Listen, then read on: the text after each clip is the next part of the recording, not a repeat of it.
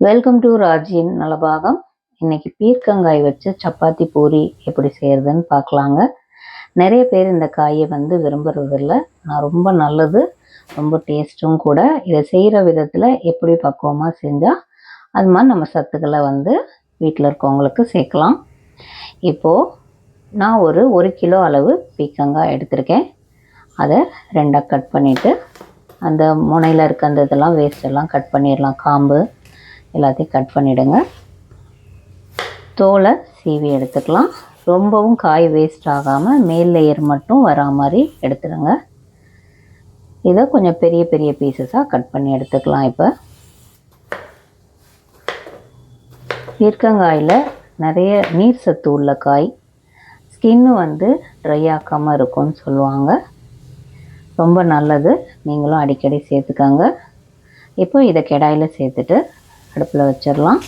அரைக்கரண்டி எண்ணெய் எடுத்து எல்லா காயிலையும் படுற மாதிரி போடுங்க. ஒவ்வொரு ட்ராப் ஒவ்வொரு காயில் பட்டால் கூட போதும். இப்போது அடுப்பை மீடியமாக வச்சுட்டு மூடி போட்டு ஒரு 10லேருந்து 15 நிமிஷம் அப்படியே விட்டுருங்க. நீங்கள் காய் நல்லா வேகணும். அந்த மேலெல்லாம் சுருங்கி இந்த மாதிரி வெந்து வரணுங்க. நல்ல தோல் சுருங்கி ஒரு 3/4 பதம் வெந்த பிறகு 1/4 டீஸ்பூன் மஞ்சள்தூள். இப்போ நம்ம கோதுமை மாவுக்கு எவ்வளோ உப்பு தேவையோ அந்த உப்பு இந்த காயிலே ஒன்றா சேர்த்துடலாங்க. நான் கல் உப்பு சேர்க்கறதுனால இப்போ சேர்க்குறேன். இல்லை நீங்கள் மாவுலனாலும் மாவில் போட்டுக்கலாம். தூள் உப்பு சேர்க்குறீங்கன்னா மாவில் போட்டுருங்க. இப்போ அதையும் நல்லா ஒன்றா கலந்து விடுங்க. இப்போ இந்த மாதிரி காயிலே நீங்கள் உப்பு போடும்போது மாவில் ஈக்குவலாக வரவும். இப்போ நல்லா ஆறட்டும். ஆறின பிறகு ஜாரில் சேர்த்துக்கலாம். சேர்த்துட்டு நல்லா நைஸாக அரைச்சி எடுத்துக்கலாம். பாருங்கள், நல்லா நைஸாக இருக்கணும், தண்ணி சேர்க்கக்கூடாது, இந்த மாதிரி இருக்கணும். இப்போ இதை நம்ம மாவு எந்த பாத்திரத்தில் பிணைய போகிறோமோ அதில் சேர்த்துக்கலாம். இப்போ நான் 1 கிலோ பீர்க்கங்காய்க்கு 1/2 கிலோ கோதுமை மாவு எடுத்திருக்கேன். தண்ணியே சேர்க்கலைங்க. இதுலேயே மாவை நல்லா ஒன்று சேர்த்து பிணைஞ்சு கொடுக்கணும். கொஞ்சம் கொஞ்சமாக அப்படியே நம்ம சேர்த்து பிணைஞ்சிட்டு வந்தோம்னா அந்த ஈரப்பதம் எல்லாம் எல்லா மாவுக்கும் கரெக்டாக இருக்குங்க. கொஞ்சம் பிணையும் போதே அழுத்தி பிணைங்க, நல்லா சாஃப்டாக இருக்கும். டேஸ்ட்டும் ரொம்ப நல்லா இருக்குங்க. இப்போ இதில் கொஞ்சம் எண்ணெய் சேர்த்துக்கலாம். அதையும் சேர்த்துட்டு நல்லா பிணைஞ்சு விட்டுக்கலாம்.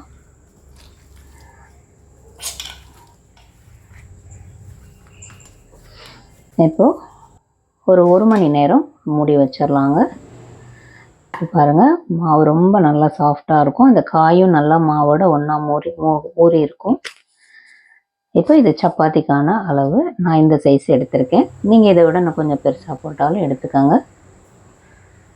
இப்போ மாவில் துவச்சிட்டு நமக்கு இந்த ஷேப் வேணுமோ ரவுண்டாக தேய்ச்சி எடுத்துக்கலாம்.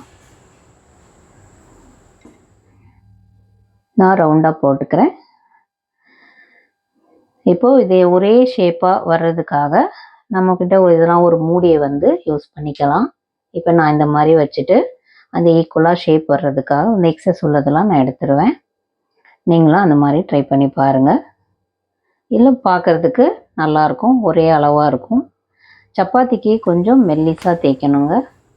இப்போது சப்பாத்தியோட அளவுலேருந்து கொஞ்சம் கம்மி பண்ணிவிட்டு சின்னதாக பூரிக்கு எடுத்துக்கலாம். இப்போ பூரிக்கு லேசாக எண்ணெய் தொட்டுட்டு இந்த சைஸில் போட்டுக்கலாங்க. இதை விட பெருசாக வேணுனாலும் நீங்கள் எடுத்துக்கோங்க. பூரிக்கு கொஞ்சம் கனமாக இருக்கணும், சப்பாத்தியை விட கொஞ்சம் கனமாக இருக்கணும். இப்போது இது மாவு எல்லாமே தேய்ச்சி ரெடி பண்ணிட்டோம். இப்போ ஃபஸ்ட்டு சப்பாத்தி போட்டு எடுத்துக்கலாம். கல் நல்லா காஞ்சதும் நெய் சேர்த்துட்டு சப்பாத்தி 2 பக்கமும் திருப்பி போட்டு எடுத்துருங்க.